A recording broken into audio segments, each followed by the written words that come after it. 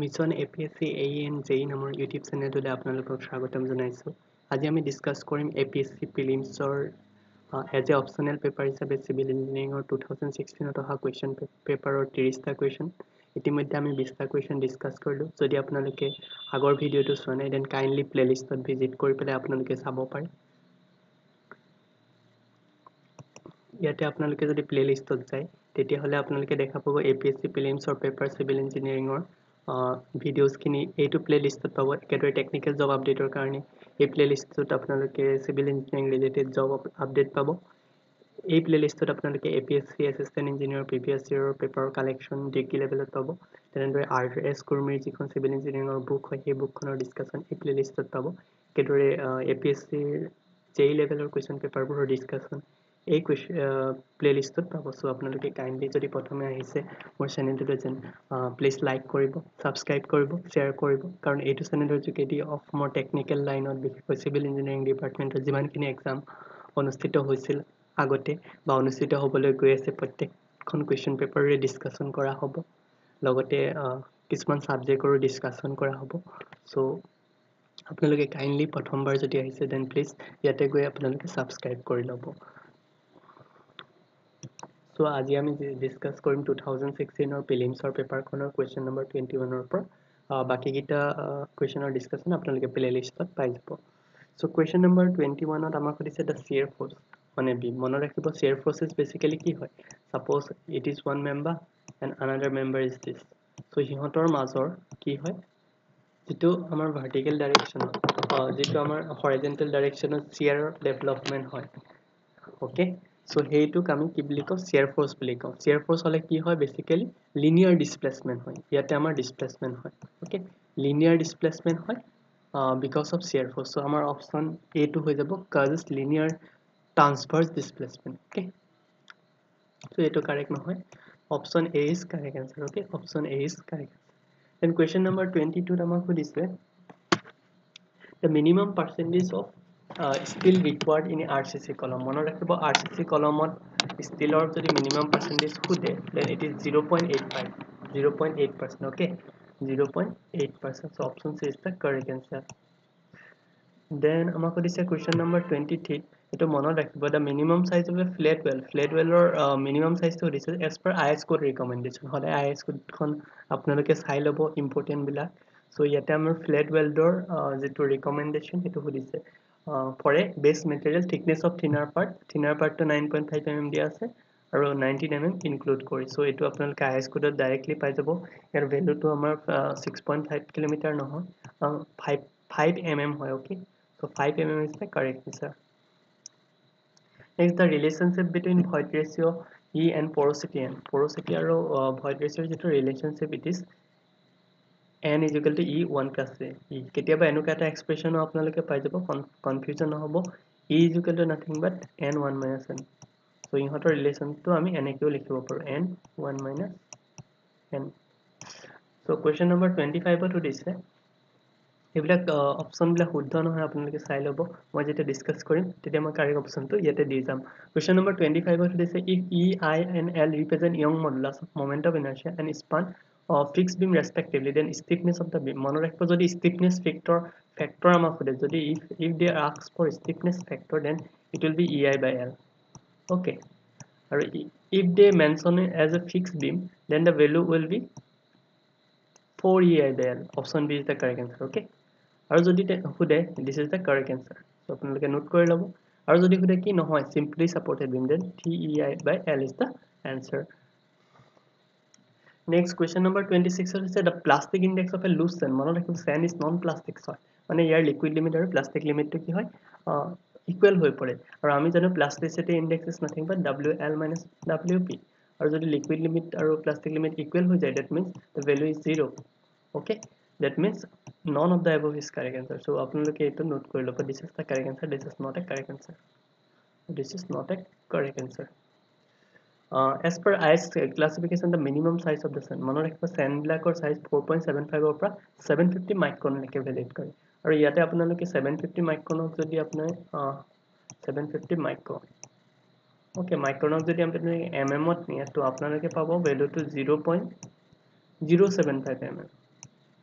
0.075 বাট আপোনালোকে যদি অপচনত চাই 0.75 mm আছে প্ৰথমতে এনসাৰ কেট এইটো দেখাইছিল APSC বাট পিছত ৰেক্টিফাই কৰাৰ পিছত এই কোৱেশ্চনটোৰ এনসাৰ গ্ৰছ মাৰ্ক দিছিল because the correct action will be 0.075 mm নহয় মানে এটা শূন্য ইয়াতে প্ৰিন্টিং মিস্টেক হৈ গল ওকে সো ইয়াতে আৰু এটা 0 লাগিব 0.075 mm next question number 28 ত দিছে এটো নহয় correct answer as per IS code the minimum size of the road can be used for many reinforcement মনে ৰাখিব many reinforcementৰ কাৰণে বিম কলমত আপোনাৰ 12 mm use কৰা হয় option B is the correct answer প্ৰায় হৰি থাকে a shallow foundation এটো নহয় a shallow foundation is basically it has a depth of embankment is less than its width মানে যদি depth তো আমাৰ ফাউন্ডেশনৰ যদি depth this is less than the width of the foundation width মানে এটো suppose আমি ফাউন্ডেশন এটা বনাইছো okay this is a foundation আৰু এটো কি হয় width হয় okay B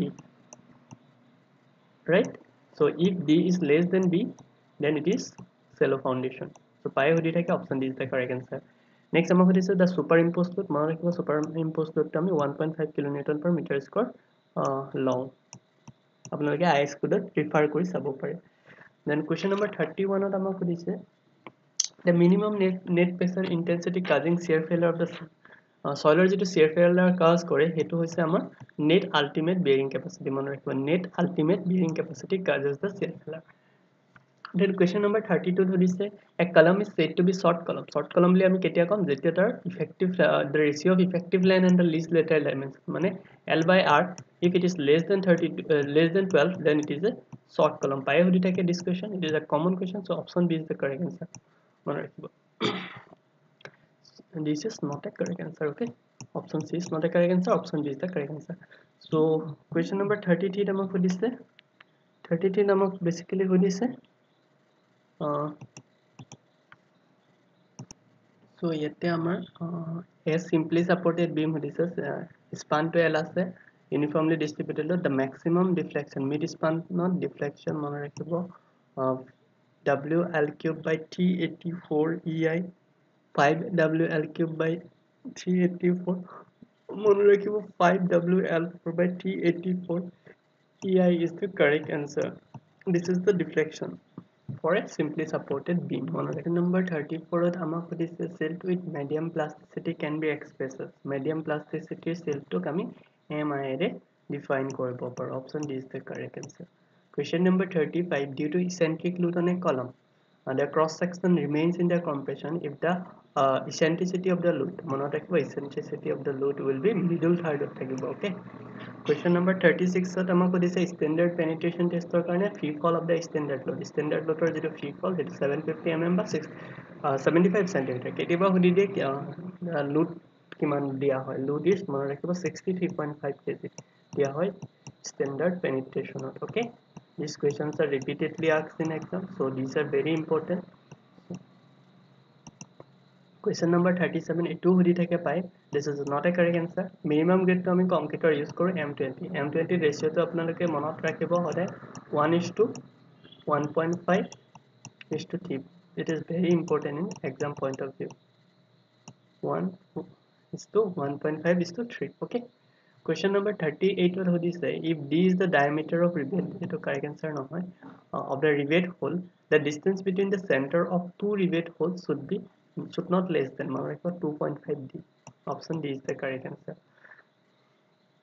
question 39 is the strain energy is given by strain energy to ami keneke given korim so half into stress strain not multiplied kori do volume re then it will give the strain energy question number 40 amak is the principal planes are the planes on which the resultant stress normal stress okay question 40 correct answer is normal stress and question number 41 what is say if the depth of axial neutral axis is more than the critical neutral axis then section will be over reinforced so over reinforcement section ho jabo jetia amar xu is greater than xu limit ami limit otke beshi provide kori dilu xu that is nothing but over reinforced section question number 42 what is the piping in the soil mone rakhibo piping to amar occur kora hoy seepage pressure is equal to the pressure due to submerged weight of the soil okay the shear strength pi hodi thake it is proportional to the cohesion of the soil it is proportional to the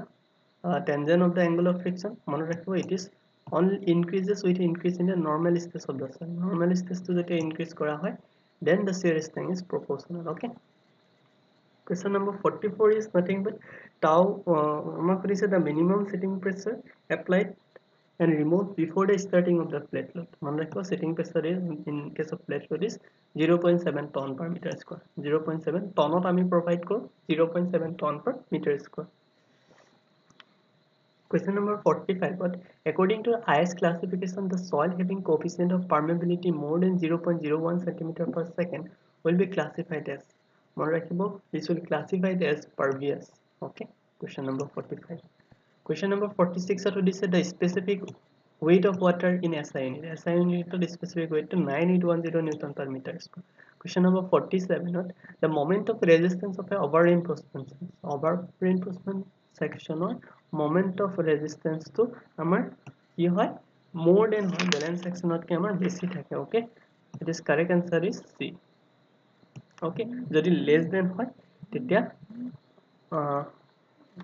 amar hoy jay under reinforcement okay etu hole under or equal hole balance section e hoy question number 48 the dimension of the series coefficient series coefficient or dimension L half T inverse 1 mone rakhibo L half T inverse 1 is the series coefficient L half T inverse 1 okay 49 if the center of buoyancy B is below the center of gravity then the body is unstable equilibrium neutral equilibrium so below that means the body is unstable okay body is unstable option B jodi amar center of gravity to upor ahi jay then stable okay mone rakhibo Question number 50. The coefficient of Vansary meters, Vansary dishes, CD value to apnalike mone rakhibo 0.95 or 0.995. 50 is option number B. These all are 50 questions which are asked in APSC Prelims 2016. This is the part 2. In the next part, we'll discuss part 3 from question number 51. So, apnaloke jodi etialoke mon channel subscribe kora nai, please subscribe koribo, share koribo. Thank you.